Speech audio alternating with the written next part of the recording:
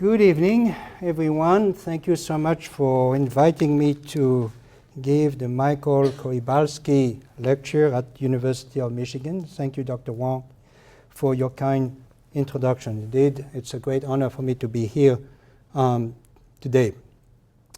What I want to talk about is the field of global engineering and something that has been dear to my heart over the past 15 years, which is the role of engineers in addressing the needs of the developing world, and more specifically, the role of engineers in addressing the needs, water, sanitation, energy, shelter, telecommunication, of about 4 to 5 billion people on our planet whose job is to try to stay alive by the end of the day.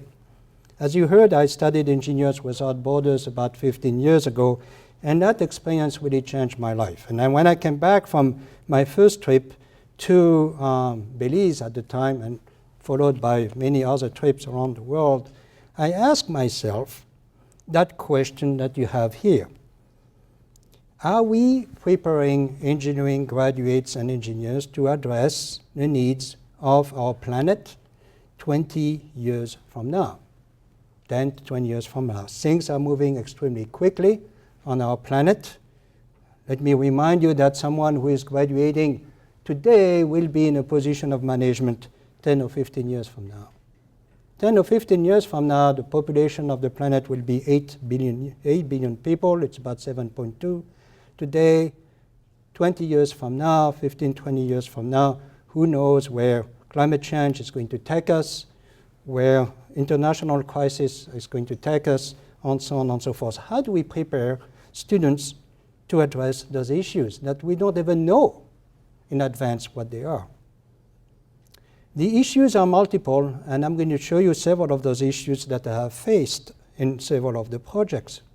Issues of peace, conflict, climate change, poverty reduction, water, energy, shelter, communication, and so on and so forth, that need to be addressed by engineers. The message that I want to convey to you tonight is that addressing those needs, those global issues, is no longer an option for the engineering profession. It is an obligation. An obligation that requires students to be trained differently, engineers to work differently, and engineers to embrace global issues and to think outside the technical field. I'm going to show you those three scales, essentially, of intervention. One scale of intervention is this one. A huge scale of intervention, and that's kind of, I think it's Facebook at a given time in space, and showing all the different connections around the world going on there. Needless to say, we are living in a world that is more consuming, more crowded, more connected, and less diverse than any time before. How do we operate in a world that is like this, 24/7, 365? At the regional level, I'm going to turn down to medium there so you can see. At the regional level, I selected the country of Pakistan. As you heard in the introduction, I was appointed by Hillary Clinton as a US science envoy to Pakistan, where we looked at Pakistan as a country and its relationship with its neighbors and the major issues that Pakistan is facing in various areas, such as water, energy, shelter, food. There's a huge need in the case of Pakistan, 190 million people living in Pakistan. 67% of them make less than $2 a day. 67% of a large number is a large number. It's about 120 million people.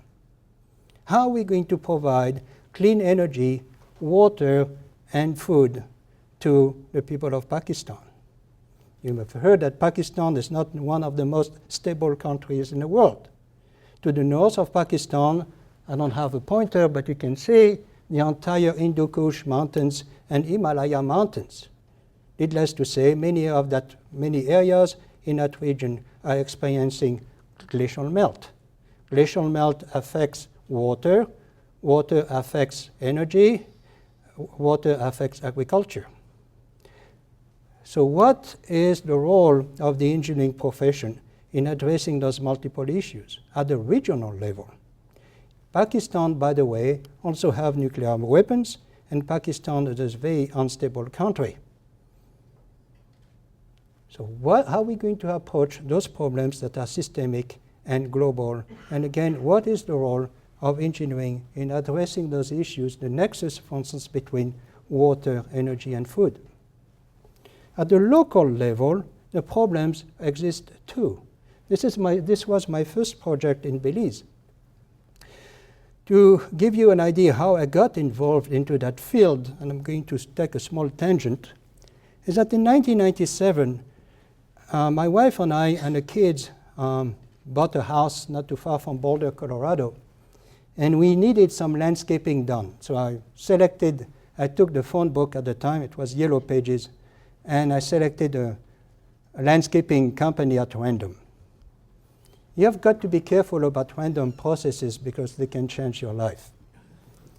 And in that case, three people from Belize who were working in that company came to our doorstep and said, hey, we are here to help. And they helped in the backyard, and I started talking to them. And one of them told me that, well, we have problems with young people in Belize, young Mayan Indians, who are lost. They don't fit into the culture. They don't have a job and so on. Can you help? They asked me, can you help in developing a vocational school that to empower those youth? And I said yes. So it was 97. 99, I got an email from that guy by the name of Angel. And he said, hey, I was in your backyard 2 years ago. Can you come over? You promised that you were going to help us. A promise is a promise. So I went to Belize and visited several villages. One of them is the village of San Pablo, shown here, 250 people living on less than $1 a day in the middle of the jungle. And what really crossed my mind and really changed my life is the little girl shown in the bottom left corner. I was told that that little girl would carry water from the river to the village back and forth all day long, and as a result, she could not go to school. They say, hey, you are a civil engineer. You've got to do something about it. My first reaction say, hold on, I have a PhD, I'm not supposed to do any of that kind of work. And they say, we really don't care about your PhD. This is a real issue that we need to address because we want our little girls to go to school.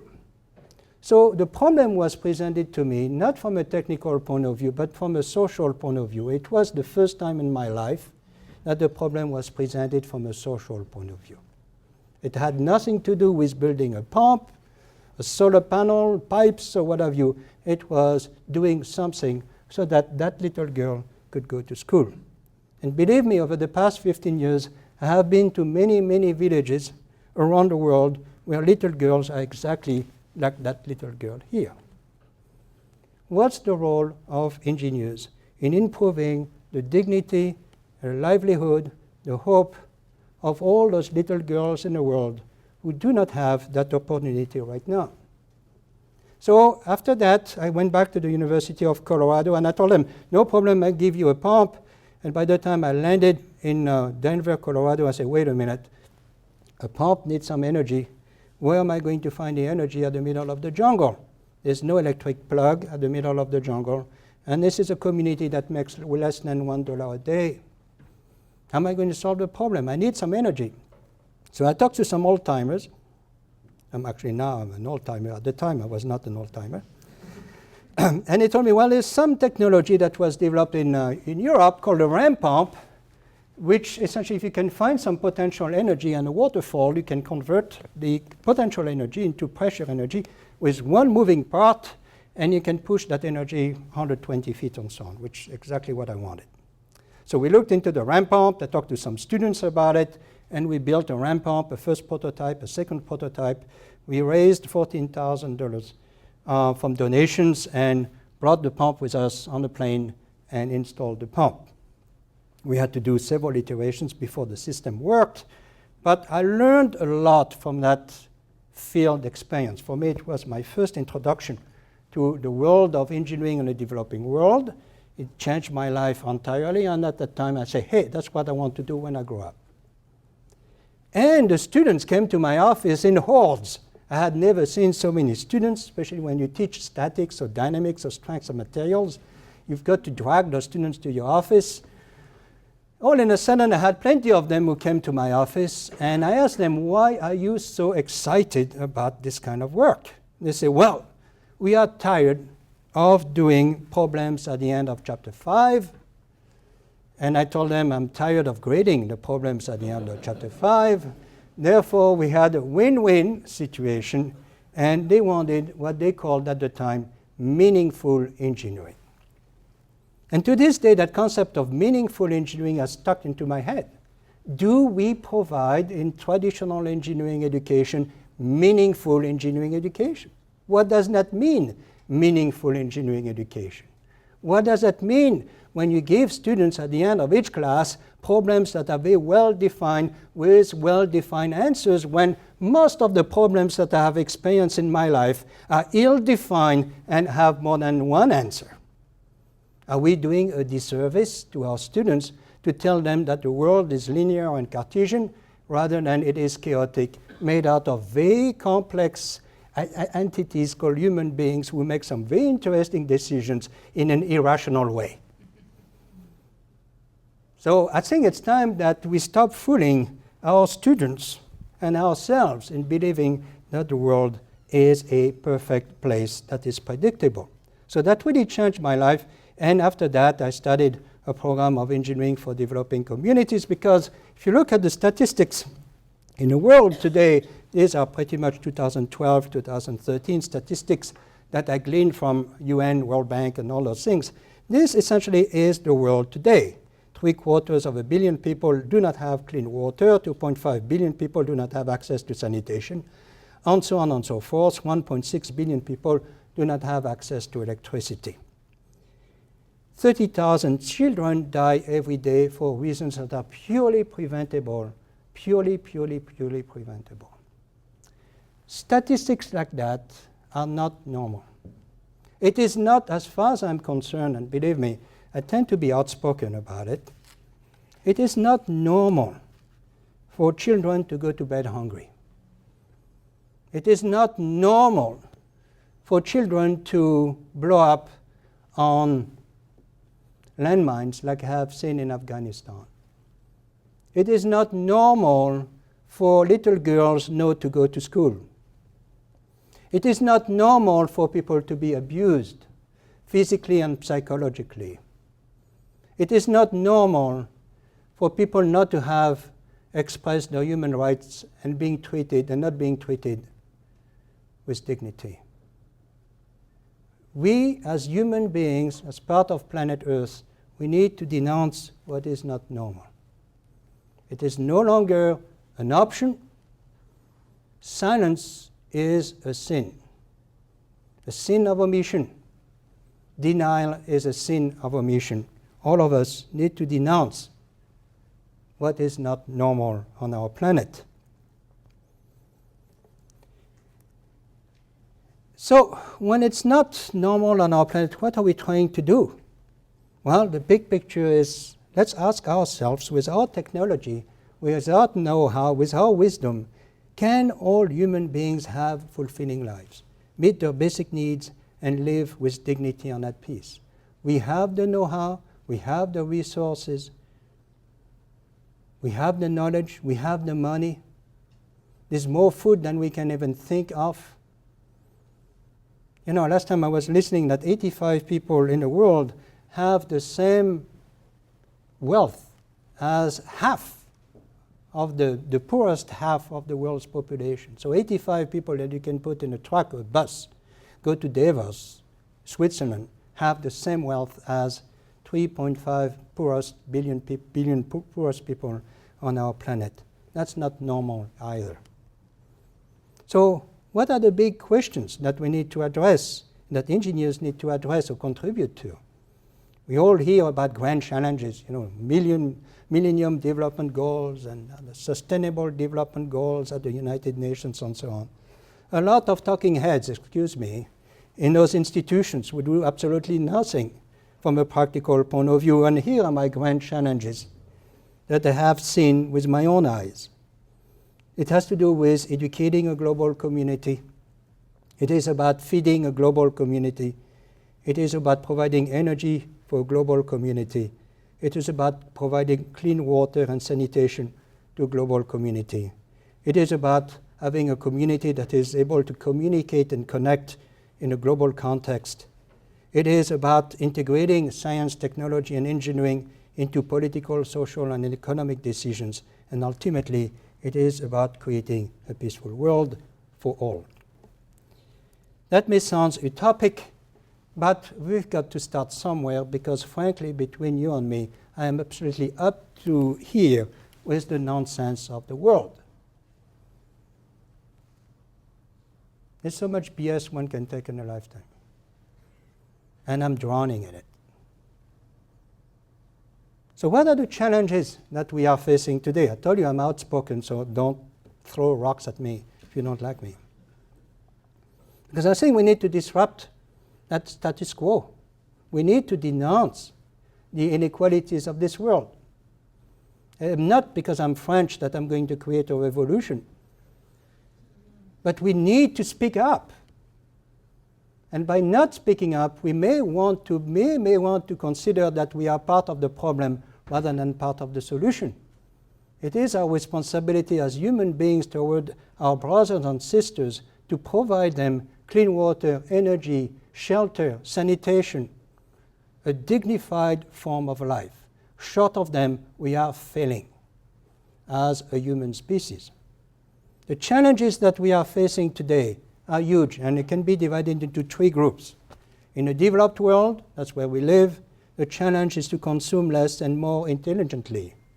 I'm not saying that we should go back into caves, but we can certainly be a little bit smarter in the way we consume and in the way how we consume.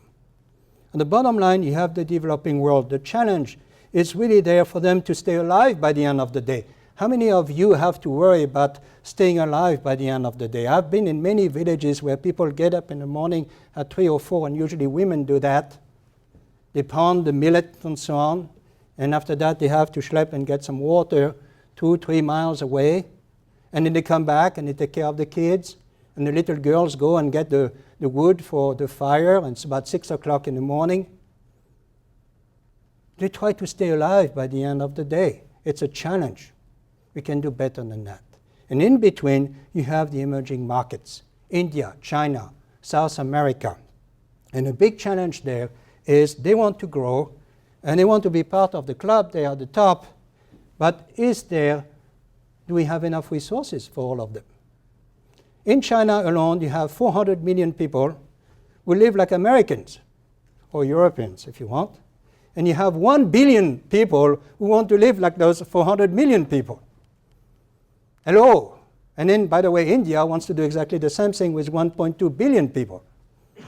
Do we have the resources to feed everyone, to give water to everyone, to provide energy to everyone without destroying the entire environment that we are relying on? Think about it. 400 million customers essentially on the block there in China, and more 400 million are coming. Not that they don't deserve electricity, energy, and so on. All of us need to be careful how we are spending our resources. Here are a few pictures. That's what we are used to. Fancy stuff. It works, it doesn't work, it has an impact on the environment, some more than others. And that's the opposite. These are pictures that I have taken in different countries around the world. Top left corner, I'm not going to go through all of them, but top left corner was a well in Mali in a small village. In fact, half of the kids in that village died by the age of 5. They would not even essentially name their kids until the age of 6. The top left there. The water that you see there was the water that we as a team relied on for a while before the wells were drilled. And the reason the water looks like lemonade, it's because it's contaminated by a latrine that is about 10 feet away from it. That's a place where I saw children die in front of me. Believe me, if you have never seen a child die in front of you, you have not seen anything. And we can prevent that. And these are the pictures. Look at the child who is picking up the trash there. He's making a living. We can do better than that, my friends. Or if you look at the community on the top right there, the bottom medium right there, this is a community where people are born, die, they use the water from the ditch there, they're probably super contaminated, and people live in there. That's a large slum area outside of Nairobi. 1 million people live in that slum area. We can do better than that. So the question is, we can do better, and people deserve a much better life. Inequalities, you want to see additional inequalities. Here's a map taken 2010 statistics showing health, life expectancy as a function of GDP in the x-axis. And life expectancy in years. So you have 50, 55, 60, 65, 70, 75. You can see that on the top right corner are all the Western countries, right? Europe and United States and so on. In the United States, life expectancy is about 77, 80. In the place that in Europe it's around 80, 83. Then you have a second group of countries. China, the size of the blob tells you the population. China is 1.4 billion. Life expectancy is about 75. Then you have India, Pakistan, Bangladesh, 65. And look at all the countries that are in the bottom left corner. They are all in Africa except Afghanistan, that has a life expectancy of 45. That's not normal. What do you think was life expectancy in the United States 100 years ago, World War I? 47. We went from 47 to 77 in 100 years. Who do you think contributed to making that life expectancy higher? Doctors, there's no doubt about it, but engineers as well. Better sanitation, better communication, better hygiene, better water, better and so on and so forth. We should really be proud of ourselves for what we did. Our next challenge is to bring those countries that are in the bottom left corner here to join the club to the right-hand side. How many people live in Africa? 1 billion people. And you can see that all the African countries are located in the bottom left corner. What do you think was life expectancy in India 100 years ago? 25. It is today 67, as you can see. What do you think was life expectancy in the entire world 100 years ago? 19. Today it's about 67. Again, think about the role of the engineering profession and the role of medicine, health, and so on in improving life expectancy in the world. Another way of looking at inequalities in the world is the world at night. This is the world at night. And by the way, footnote, the world is never at night all at once. Because someone asked me that question and say, this is wrong. And I say, of course it's wrong, because the world is never at night all at once. But look at where the electricity is. When you have electricity, what happens? Jobs, education, reading, pumps that are working, filtration systems that are working, transportation systems that are working. Look at the entire, now, if you look at North America, that's about 300 million plus. Look at Europe and western part of Asia, that's another 300, 400 million plus.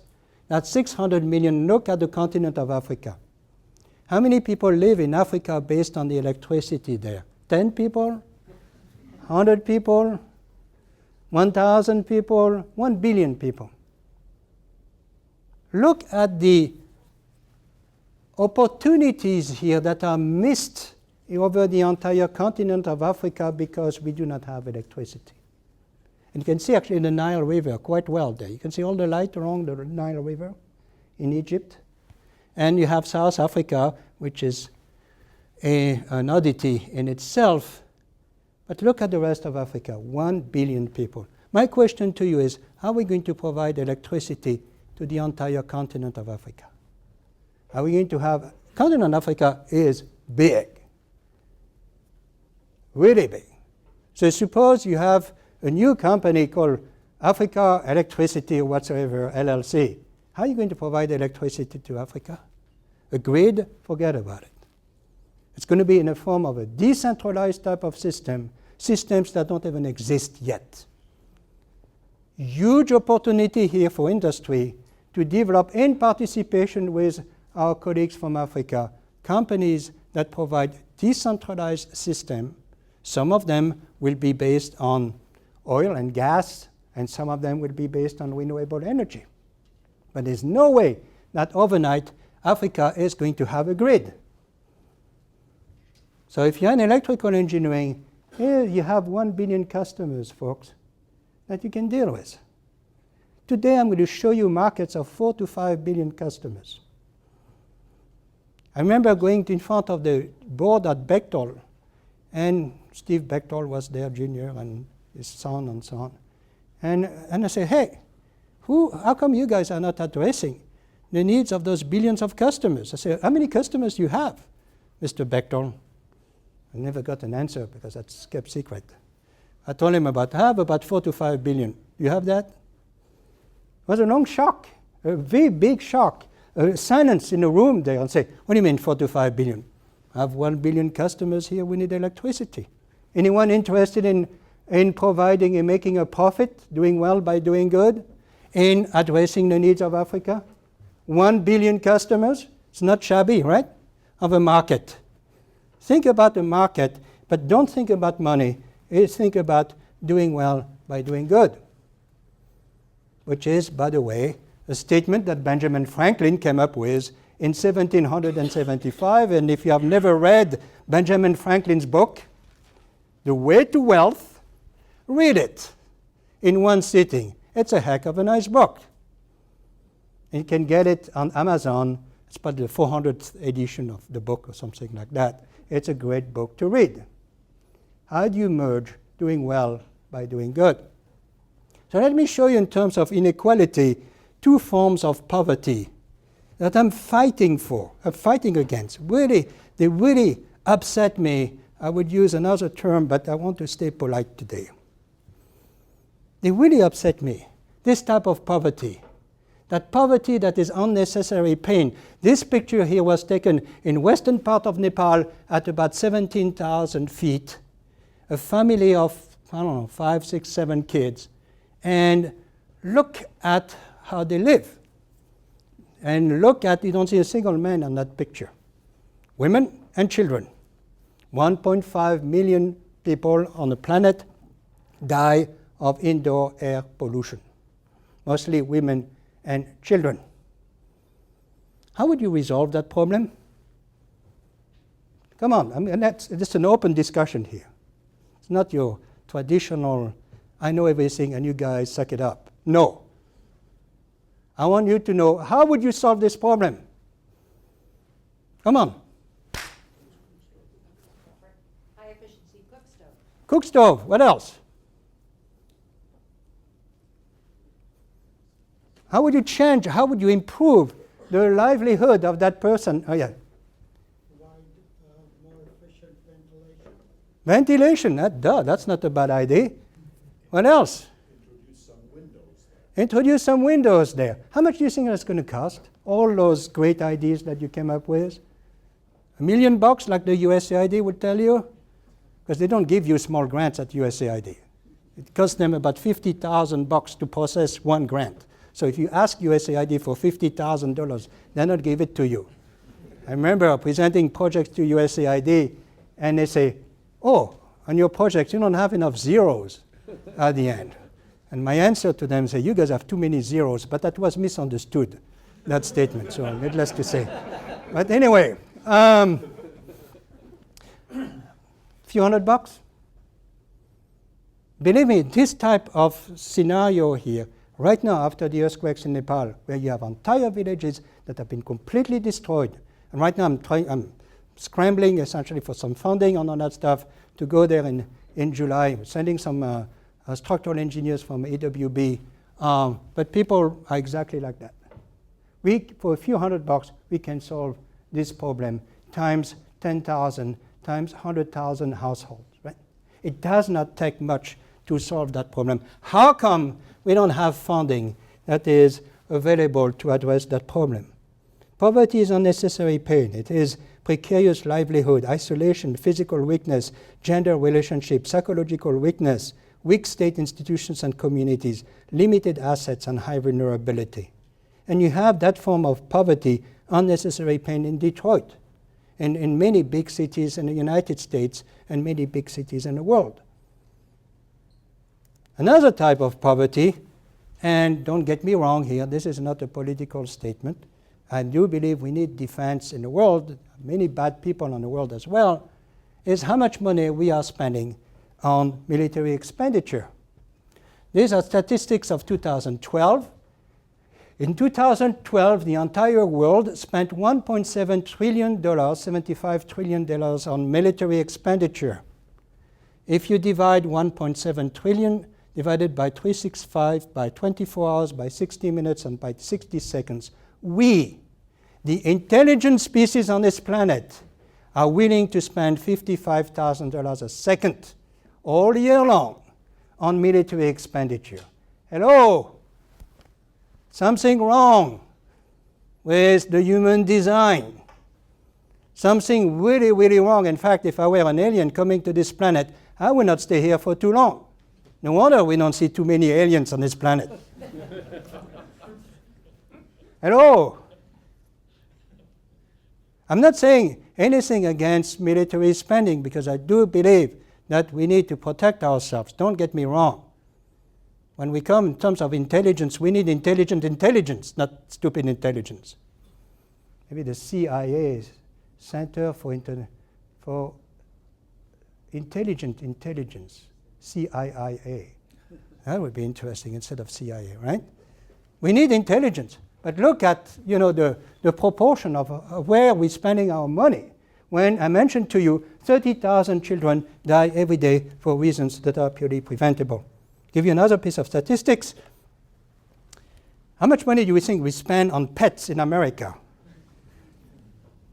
I'm not saying that you should kill your pets or eat your pets, whatever. Don't get me wrong, okay? Especially for the press here, if there's some media here. I don't want to go end up on CNN and Fox News and so on. We are spending $52 billion on pets in America. It has been estimated that if we want to bring clean water, sanitation, immunization, basic education to all the children in the world, it's about $40 billion. 40 versus 52. Excuse me, but I'm out of here. It's part of me that says, I want to resign from the human race. Still looking for a bunch of species that can adopt me, that nobody, I'm too big for most of them. But there's something wrong about our priorities. And I do believe it is our obligation as human beings, as engineers, to denounce that insanity. So let's go back to engineering. But we need to develop a new generation of engineers for the 21st century. I do believe that those global engineers that I mentioned to you before, we are talking about individuals who are not just providers of technical solutions. Of course, we need some really good engineers who know structural engineering and mechanical engineering and electrical engineering. That's a must, that's a given. But we also need engineers who are involved in politics, in policy decision making. Where are they in Washington, D.C.? How come essentially our decisions are made by a bunch of lawyers? 2/3 of the world's lawyers are in America. Hello, right? There's a problem. I'm married to a lawyer. But I made sure she doesn't practice law. So she's a mediator instead. So it's a win-win instead of win-lose. But how do we create engineers who are change makers? How do we create engineers who are peacemakers, social entrepreneurs, and facilitators of sustainable human development? As part of EWB network, I helped start EWB Israel and EWB Palestine. We have heard lately that those two groups don't like each other. But guess what? They're working on some joint projects. There's a river of poop, literally, that goes from East Jerusalem. When you flush the toilet in East Jerusalem, it goes raw on the ground and essentially becomes open in the air as you go through Bethlehem and Beth-Shala and Beth-Zehor, and it becomes a river of waste which is about as wide as this room all the way to the Jordan River. Why is it that 300,000 people in East Jerusalem contribute to that and there's no wastewater treatment system? That's nothing to do with technology. It has to do with the tension between Israelis and Arabs in the region. Believe me, if all the problems in the world were technical, we would have solved them by now. Guaranteed. So what the students did, and the engineers from Israel and Palestine, they meet at a regular place in Bethlehem, which is a neutral ground, and I've been there, and they work on design of small-scale, essentially, waste treatment system. Trying to solve the problem at the grassroots level and not buy into the nonsense that the politicians want us to believe in. So peacemakers, imagine engineers as peacemakers. In fact, I'm working with a colleague of mine at Drexel University, Dean of Engineering, Joe Hughes, and he told me, Bernard, I want you to start a new department of peace engineering. Believe me, it's not a bunch of hippies there all day long, or you can say kumbaya all day long, hey, we want peace. No. Think about if you had to start a new degree in peace engineering. I'm involved in a program in Washington, D.C. called at USIP, U.S. Institute of Peace, called Peace Tech. The vision of Peace Tech is, can we create, you all have heard of the war industrial complex. Can we create a peace industrial complex?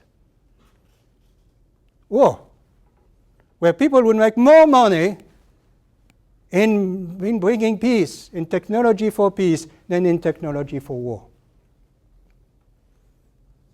Is that a vision? Is that possible? Of course it's possible. Who is not tired of war here? Who is not tired of seeing some of our young people going to wars that are completely useless and come back completely changed? And our youth has been spoiled, has been destroyed. Enough is enough. Let's create a peace industrial complex. And let's make money out of it. Let's have a profit, doing well by doing good. These are big visions, and I'm really excited to push the agenda forward. So another thing we need to realize is that engineering that we have done so far is engineering for only 10% of the world's population. We have forgotten the engineering for about 4 to 5 billion people on our planet. And here's a quote from Paul Pollack, who wrote a book, Out of Poverty. Nothing less than a revolution in design is needed to reach the other 90%. What I've been talking about is engineering for the other 90%, science for the other 90%. How does it look like? Is it the same engineering as for the other 10%? When you go to Africa, in many countries in Africa, they want to duplicate all the technology that we have in the Western world. Wrong. There's creativity in Africa. What about developing infrastructure in Africa that is traditionally African in nature, that fits the climate, that fits the culture? Why should they copy things that are good in Paris, in London, in New York, and so on? That's another issue. So doing well by doing good, I mentioned that to you before. Markets that are available for a grab, if you look at it from a grab, a capitalistic way of doing things, that's one way of looking at it. I look at it from a more of a social capitalism way of doing it, things, doing well by doing good. Again, Benjamin Franklin, read his work. And these are markets for joint ventures that are available today. $202 billion in healthcare, untapped market. $424 billion in low-cost housing. India alone needs 400 million homes. 400 million homes. Any construction company in the audience here interested in opening an office in New Delhi? 400 million homes. Not shabby of a market, right? Look at energy. $553 billion in energy, $36 trillion in agricultural products and food.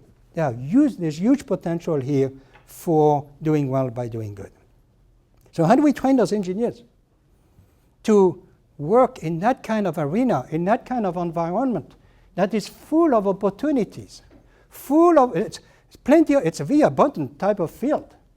Someone tells me there are no jobs, it's scarcity and so on. You must be kidding. It's abundance.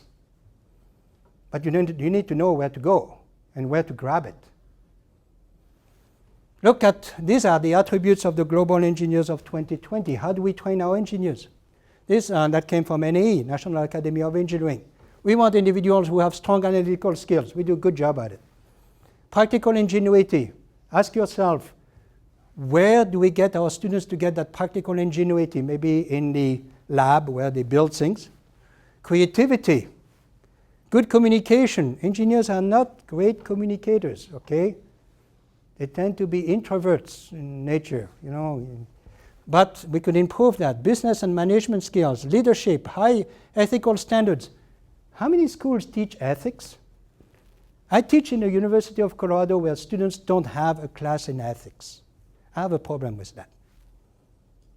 Do you guys have a class in ethics here? We have a whole department. Beautiful. We don't even have a department over there. There are schools today where young people graduate without having heard of the concept of ethics. To me, that's dangerous. Extremely dangerous in today's world. Resilience and flexibility, lifelong learners. It's not because someone has a degree that that person is done with education. It's a lifelong learning experience. On the right-hand side, that's my own, creating global awareness, personal awareness. Know who you are. When I work in a community, I need to know who I am. What are my biases? How am I going to approach people? How am I going to approach a different culture? What are my strengths? What are my weaknesses? These are, by the way, characteristics of leaders. Where do we train leaders? In engineering schools. What's a leader? How do you know you are a leader? There are about 7 billion people on our planet. There are probably 7 billion leaders. Do we have a factory of leaders? Do we crank up leaders? What are the characteristics of leaders? Are you a leader? And what makes you a leader more than somebody else? Leadership is about knowing oneself. Leadership is about creativity. Leadership is about compassion. Leadership is about passion. Leadership is about being bold. And leadership is about being respectful, and respectful of others, and respectful of their dignity. That's leadership. Believe me, in our world today, you don't see much of that. So when we develop engineering for the other 90%, is about developing solutions with a human face that are appropriate, that are done right from a technical point of view, but that are the right solution for the environment and for the people, and also done for the right purpose. So Engineers Without Borders was created literally after this trip to Belize, to show you that I'm really excited about Engineers Without Borders. We have more than 14,000 members across the United States alone, working in about 45 countries and about 400 plus projects. All our students go to the field, they take a project for 5 years. They are essentially guided by mentors. All our teams have to have professional mentors on board. Why? Because the students learn engineering from their mentors. And the mentors learn about some great students that they may want to hire at the end of 4 years of education. Our projects are in water, sanitation, energy, shelter, transportation, and so on. Type of education that I've developed at the University of Colorado following my trip to Belize. How am I going to train engineers?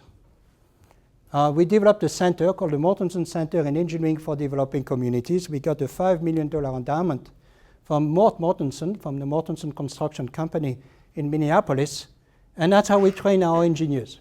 We train our engineers in 5 disciplines: cross-disciplinary, engineering technology, that's a must, public health, business economics, especially social enterprise, vulnerability, security, and also governance. They need to know about governance. That's our body of knowledge. And the way we look at our education, it's not depth, that's traditional engineering education. The expert. That's what we do, is this. Depth, we have a really good structural engineer, a good structural engineer, or good electrical engineer, but that person needs to be able to work in a broader spectrum with other types of engineers and with people who are not type of engineers. So that's the program we have. We offer a graduate certificate in engineering for developing communities. We're also now offering a Master's of Engineering in professional Master of Engineering in engineering for developing communities. Another aspect that students need to know about is appropriate and sustainable technology. Appropriate and sustainable technology, that's a term that was created by Schumacher pretty much in the 1970s. We all are aware of high-tech. High-tech is very infatuating. You know, everybody wants to have high-tech and high-tech of this and high-tech of that. But when I mentioned earlier, how do you provide clean water to a family of 4? How do you provide energy to a family of 4? How do you provide food to a family of 4? The whole field of appropriate technology and sustainable technology is a place where you can learn to do that. Unfortunately, appropriate and sustainable technology are not taught in engineering schools. That's the kind of technology that will change those 4 to 5 billion customers that I mentioned to you before. And in fact, nothing new. If you look at the work of Mahatma Gandhi in the 1920s and the 1930s, the Sabadoya movement, it was based on appropriate technology. And that type of appropriate technology is about protecting the environment, using local skills, paving the way for a better future for the community. It has to be affordable, it helps people earn a living, and it meets people's needs. And ultimately, that type of technology is a technology with a human face. I did not put a pump at the middle, I did not put a solar panel, I did not put an electric circuit, I put a person. And here are examples of appropriate technology. That one here, the second picture that I'm in there somewhere with a turban on top of my head because it was hot in the middle of the Sahara in Mauritania. That was a solar pump that we brought there. This is a system that was developed, a biogas digester in Rwanda, in the prisons of Kigali, where essentially all the human waste goes into that digester, there's several of them, and creates methane, and the methane is used for the cooking in the kitchen of the jail. To show you some examples of appropriate technology, a project we did in Peru. On the top right, a small village of 1,000 people. The hospital is here. It takes an entire day for people to go from the village along that river to the hospital, back and forth. These are people who make $1 a day. So what we did was 3 transmission lines, a computer system on the top right, computer system here. The doctor can talk to the patient over there. That's the whole field of telemedicine, tele-education. Telemedicine and tele-education is a booming field in electrical engineering and computer science today. How do we reach out to people at the middle of nowhere? It could be also tele-education, where the teacher is here and the students are over there. Total cost of this project, $13,000. No, $15,000, 15, for this project, okay? Again, USAID would put a few zeros behind it. Now this is another project we did in the US, in the Crow Nation in Montana. People in that Crow Nation lived in trailers that came from Louisiana, New Orleans after Katrina. Those trailers were not changed structurally. You can tell that the weather between New Orleans and Montana is a bit different. People would live, about 20 people would live in each trailer, and it would pay about $400 a month on utilities. So the Bureau of Indian Affairs asked us, can we use the soil and construct compressed earth blocks? That's the machine there. Those blocks essentially is clay, sand, cement, water, 5% cement. Machine spits about 16 blocks a minute. And can we construct homes for the Crow Nation that are partly made out of those bricks? And you see an example of a home there that was completely, that passive solar, active solar. That home also was built with a closed-loop geothermal system. And we were able to reduce the utility bills from $400 to $75 a month, okay? That house was designed with the help of the tribe, completely. In fact, you see the door on the right-hand side, it faces the east, because in the tradition, the east there, that's where you enter your house. There were 3 master students were involved in this project in terms of material characterization. Here's a good example where you can combine a development project with a research project and a teaching project. There's a continuous, seamless continuum between all three. Because often people say, oh, you're doing project in the developing world, it's do-good type of engineering. I heard that quite often. Well, is that it? Here we are providing essentially shelter and many houses. In fact, 2 companies were created out of this. A company that makes bricks and a company that makes houses. So you're talking about doing well by doing good, going from an idea to research to creating businesses. The entire continuum. We can do it there, we can do it anywhere. This is a project I did in Kabul, in Afghanistan. I was there about 7 times actually in the 1990s, in 2000, early 2000. But this is a project. Kabul has problem with, even to this day, trees, not enough trees to stay warm and for cooking. So a friend of mine by the name of Sanu Kaji in Nepal taught me how to make fuel briquettes from trash. So these are fuel briquettes that are made out of trash. Trash comes from organic material, sawdust, rice husk, leaves, anything I can find, right? And then so you use a press there. You can see 2 presses, one on the left, one on the right. We took 20 young boys from the prostitution ring of Kabul. That's something you don't hear about it in the news. And they were really abused. We took them with the help of UNICEF out of the prostitution ring. Some of them are right here. We also took 5 beggars from the streets of Kabul. And we talked to the 5 beggars and said, we need to train you to be managers. And the kids there, we told them, we're going to give you a job.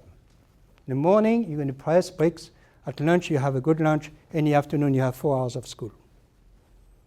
And you're going to get a uniform. And by the way, you're going to be paid $50 a month. And the people over there are going to be paid $200 a month.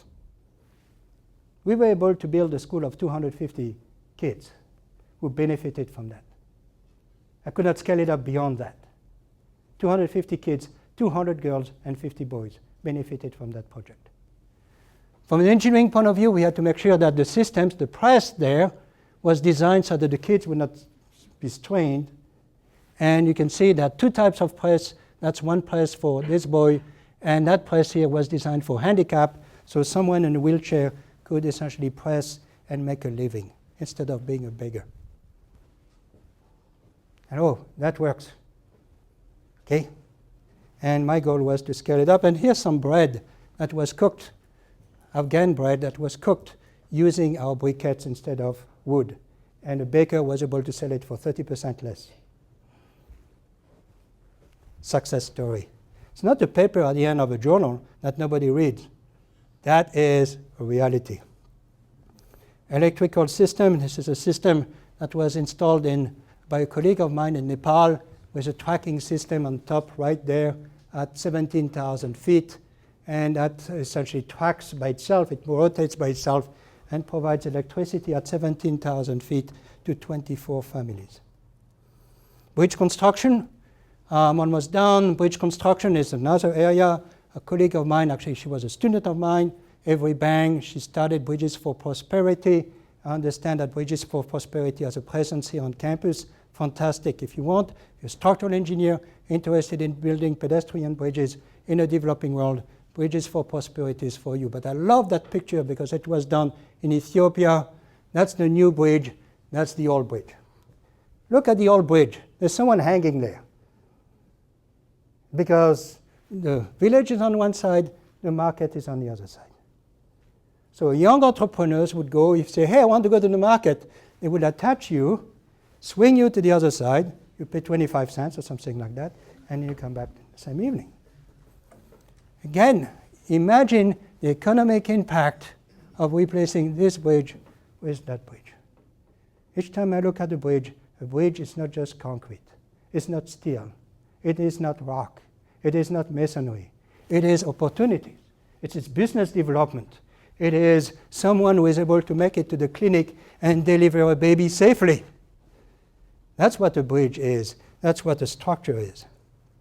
That's a project we did in Nepal in terms of latrines and water protection. One area that I want to talk about is innovation. Innovation in emerging markets. This is a huge field. As I mentioned to you before, we need essentially water, small systems that provide water, energy, shelter, transportation that are affordable, accessible, available, sustainable, scalable, and reliable. These are your constraints, design constraints, if you want. This is called disruptive innovation. Who came up with disruptive innovation? GE. I'm almost done. You guys don't panic. Disruptive innovation came from GE. Why? Because one guy in India developed a handheld EKG, electrocardiogram. Portable, $800. I've seen it at $500 now. Rechargeable. And that person can give you an EKG for $1 per patient. Talking about beating the market there. If I were to have an EKG right now at the hospital on campus, it won't be $1, right? Now, when GE heard that, they probably laughed at that guy first, except that the guy was traveling all over India and giving his EKG for $1 per patient. And they say, how much does an EKG, GE EKG cost? About $100,000. That guy became what GE called a disruptor. Disruptor to who? Disruptor to GE, of course. That's disruptive innovation. Another type of disruptive innovation is called a Tata Swash, clean, or it's a water filter developed by Tata in India, and that's the right-hand side. In fact, last year I was in Peru. I'm going to be there in a few weeks. That's where we rely on that water there. 22 water filter, well-designed, $22 initial investment, 3,000 liters, 200 days for a family of 5. That's disruptive innovation. The drinkable book, that's a book that you can rip essentially from Water is Life. You can rip essentially the pages, and each page is a filter. You put it into a jar, and you put water on top of it, and you get clean water at the bottom, guaranteed. It treats 100 liters of water, lasts up to 1 month each, and so on, and so on, and so on. What I'm asking the young people in this room is go for it. You have 4 to 5 billion customers who can use your innovation. Even if you were to make $1 per of profit by system, that's not shabby, the return on the profit. I mentioned to Bechtel and say, you guys are interested in big project with large profit, right? It's a big number, multiply. I'm interested in small projects with a large number of projects with a small profit. It's still a big number on the right-hand side. Which one do you want to choose? Huge innovation, and I think in engineering schools in the United States should jump on the bandwagon. Because what? In India and China, they have the lead on innovation in emerging markets. Why? Because they have the problems facing them. We don't have problems in drinking in dirty water. When you have a problem in dirty water, essentially there's a demand for it, and you work on it, and you solve it, and you market it to 1.2 billion customers. We don't have 1.2 billion customers. So it's time for us actually engineering in school in the United States to promote social entrepreneurship and innovation for the other 4 to 5 billion people. Another area that deserves attention, assistive technology. So far, I've only found one school in the United States that has a department of assistive technology engineering. One school at Lowell, University of Massachusetts, Lowell. Sad. How many customers? 650 million customers with disabilities in the world. Not shabby if you were to do engineering for them. 520 million in the developing world, 200 million are children. These pictures were taken in 2010 by some colleagues of mine. I was there too, in March of 2010, right after the earthquake in Port-au-Prince in Haiti. Look at that little boy or girl, second picture here, who lost his leg or her legs. Ask yourself, what is the future of that kid? Ask yourself how you and me can contribute to make the future of that kid productive, with dignity, and that person can become the next Einstein and change the world, instead of being a beggar. How are we going to do it? Any idea how we're going to do it? Anyone interested in helping that child? And a few hundred, 4,000 to 20,000 amputees in Haiti right after the earthquake. And I met a doctor who was a few hours there after the earthquake, was telling me how well they were cutting limbs there using a saw, like a kind of a wire saw, and that wire saw with no anesthesia, and how the wire saw at the end of the day was pretty much useless, and he kept on doing it. Can we do better than that? What can you as engineers invent to provide a future hope for that child?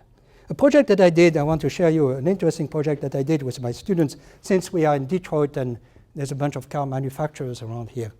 It's called the Car Recycling Project. I told my students, well, let's give them a 1984 Honda car completely broken. And I say, well, suppose we are in the middle of Africa, and that's the car you have. Can you use the systems in that car for improving the life of the people in the village? Think about the car. 125 years of good engineering that went into a car in 3 feet by 4 feet by 3 feet. You have electrical system, cooling system, heating system, transmission system. What else? A bunch of other systems. So I told the students, just tear this car apart and develop some systems that can be reused in a developing country. That's what we did. They spent the entire semester on it. Nobody had a clue of what a car was inside, but here are the projects that came out and were presented in my class last week.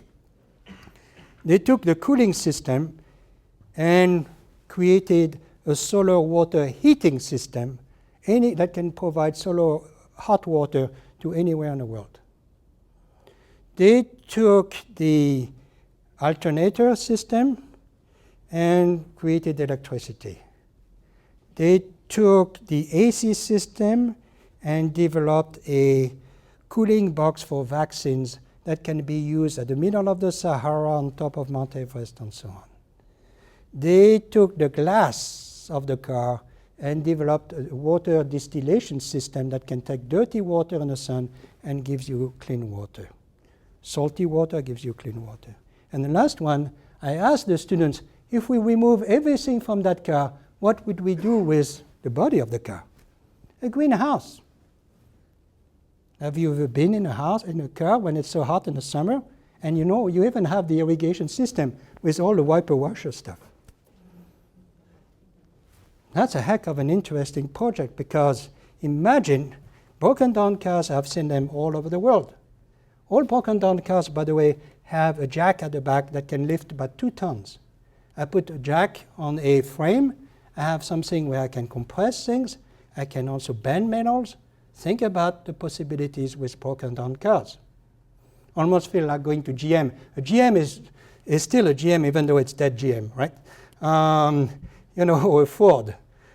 Think about what we could do with the millions of broken down cars that are essentially all over the place, and not just the beginning. That's an interesting project, and I'm sure that my students and colleagues in mechanical engineering will love that kind of stuff. Engineering for the other 90% is what? Disrupting poverty.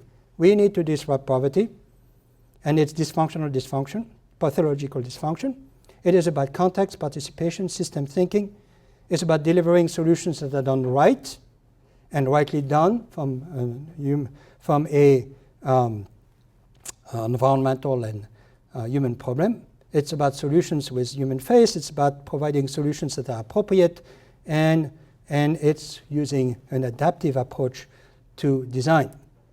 I'm going to finish my presentation with this quote from Albert Einstein. The significant problems we face cannot be solved by the same level of thinking that we were at when we created them. In other words, what it says is that we need to embrace change. And I put those 3 monkeys there. Some of those monkeys don't like to hear change. they don't like to see change, they don't like to talk change. Believe me, I've seen a bunch of those monkeys in university institutions, in politics, in religion. All our institutions have those monkeys who don't want change. Change, we need to embrace it. Someone said that the only person who likes change is a wet baby. And that's not true. We need to embrace change, otherwise we'll be stuck. We won't be able to address the problems that we are facing today. And I think the problems we are facing today require a different mindset. Mindset that is driven by compassion, caring, helping others, love, if you want to call it. For love is a four-letter word that nobody wants to talk about on campus. If you don't believe in love, try a world without love and tell me if you like it.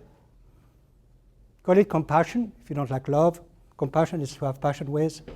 I think we really need to reinvent engineering and look at engineering from where it should be. Again, nothing wrong about the engineering that we have had over the past 125 years. We are on the shoulders of giants who have created what we see today. It's a different world today. A world that is 5, 6, 7 billion people on our planet, whose job, some of them, is to try to stay alive by the end of the day. I do believe we can do better, and I do believe that we are doing right now, or we have done before. And I do believe that engineers and non-engineers alike can make the world a better place. It's no longer, again, I'm going to finish with that statement, it's no longer an option for us to make the world a better place. It's an obligation. Thank you. So we're looking into understanding better vibrations that are induced during pile driving for deep foundations for bridges or structures. Most of the bridges in the state of Michigan